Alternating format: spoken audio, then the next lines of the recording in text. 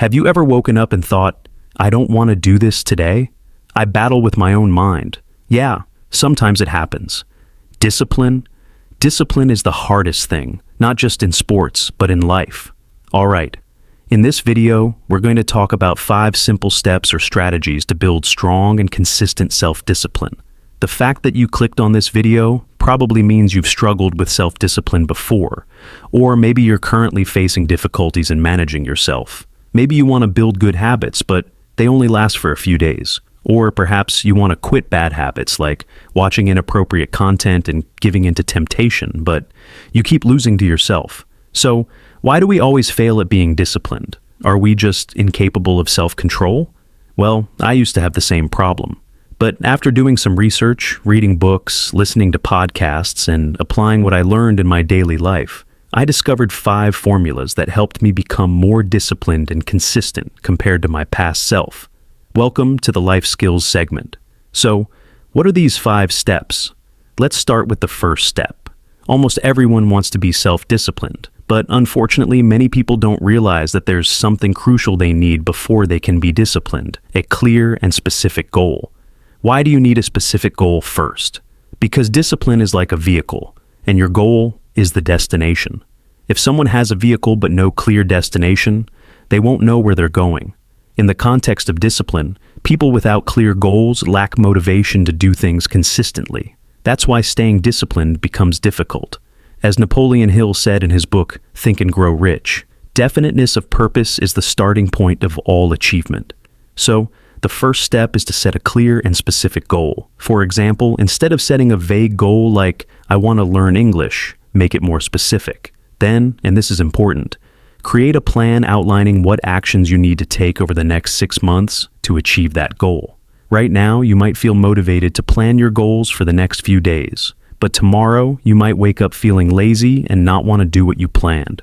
So, what should you do in that situation? I use a technique explained by Ali Abdaal in his book, Feel Good Productivity. It's called Tiny Habits. The idea is simple.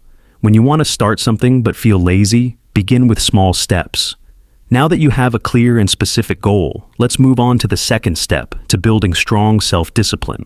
Stephen Covey, the author of The 7 Habits of Highly Effective People, once said, "The key is not to prioritize what's on your schedule, but to schedule your priorities." I know how hard it is to be disciplined. It feels uncomfortable to push yourself out of your comfort zone.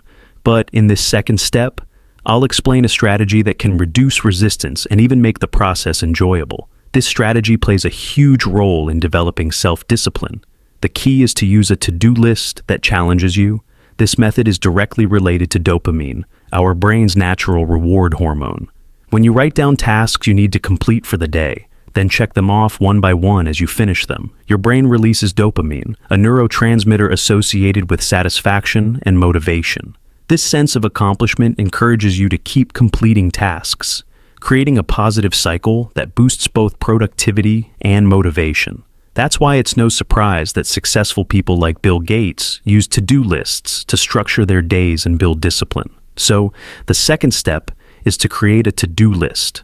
In my experience, the best time to do this is the night before, right before bed. Elon Musk, besides being one of the richest people in the world, is also known for his exceptional discipline, especially in time management. One of the techniques he uses to maximize productivity is time boxing. Here's how you can do it. First, write down your to-do list. List all the tasks you need to complete that day. Then, assign a specific time for each task. Decide what time you will start and finish each activity. Think of it like a school timetable, but this time, it's a schedule for your own daily activities. To make it easier, I recommend using Google Calendar. Just go to the date or day you want to plan, drag from the starting time to the ending time, and write down what task you'll be doing. Creating a to-do list or time boxing won't instantly make you disciplined. There's one major obstacle that all humans struggle with when it comes to discipline, fighting against themselves. And that's what I'll discuss in step 3. So let's get into the third step. I completely agree with what Robin Sharma said in his book, The 5 a.m. Club. All change is hard at first, messy in the middle, and gorgeous at the end. Once you've clearly written down your goals and created your to-do list and time boxing schedule, there are still a few more things you need to develop strong self-discipline. You have to accept the fact that discipline is never easy. There's no life hack or shortcut that will instantly make you disciplined. You have to fight an internal battle against yourself, against the many voices in your head. Those voices that make you keep scrolling on TikTok, even though you have a to-do list waiting. Just 3 more videos, then I'll start learning a new language. Step 3 is about managing those voices in your head. To make it simple, I'll call this the inner voice. I got this concept from Ali Abdaal's book, Feel Good Productivity. When we already have a goal and a list of things to do, but feel lazy, small voices in our heads will try to convince us to give in to that laziness. Just check Instagram for a minute, it looks fun. On the other hand, there's also a voice that pushes us to get our tasks done. It's like having an angel and a devil in your mind. The way to counter those voices is by acknowledging them, responding to them consciously, and not just agreeing right away. Check Instagram for a bit, just 5 minutes. Instead, respond with, what if I use those 5 minutes to start sitting down and studying? Watching YouTube could be fun too, right? My tips. When that voice tempts you to delay your work, try redirecting it toward your task, but in a more enjoyable way. For example, if your to-do list says you need to study, find a way to make it just as enjoyable as what your inner voice is suggesting. This helps reduce the discomfort of fighting laziness. Once someone starts committing to discipline and follows through for a few days, they often face a common problem, one that causes many disciplined people to fail. They fail to achieve their desired results. That brings us to step 4, lowering expectations. Lower the standard of expectations you have for yourself during the process of achieving your goal. Perfectionism and effort can actually be a barrier. When people always set extremely high expectations, they get discouraged when they don't meet them. Accept that your initial results might not be great. Focus on the process you're building and following. At least you're developing the mindset of discipline. Now, I'm sure those of you still watching have a certain idea of what discipline should look like. Maybe you think being disciplined means studying 5 days a week, taking 2 days off, and never skipping a day for an entire year. But does it really have to be like that? Or is there a better way to think about discipline? Let's move to step 5.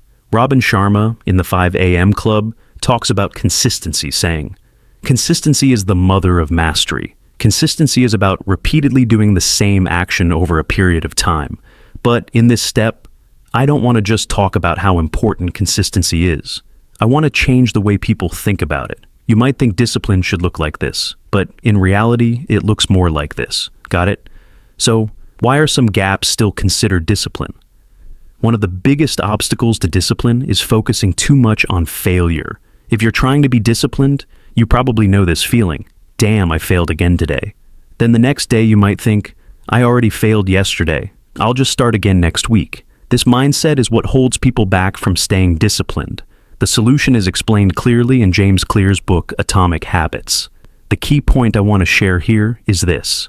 Failing while trying to stay consistent is normal, but completely abandoning your commitment, that's what you should never do. So, step 5 is having a strong commitment. If you fail today, you have to try again tomorrow. Be honest with yourself about the commitments you've made. When you want to develop self-discipline, the first thing you need to understand is that discipline is a tool, not a goal. That's why, if you want strong self-discipline, you need to start with a clear and specific goal. For example, instead of saying, I want to learn a new language, set a goal like, I want to read and understand a foreign language within 6 months. Then, create a daily to-do list and time-boxing schedule for what you need to do each day to reach that goal. When laziness kicks in, listen to your inner voice and guide it toward completing your task. Don't compare yourself to people who are already way ahead of you. Instead, compare your current self to the version of you before you even started. And remember, if you fail, it doesn't mean you failed at everything. Keep your commitment strong and stay consistent until you finally achieve what you've been working toward. If you have any other tips for building discipline, I'd love to hear them in the comments. I hope this video helps. Stay motivated.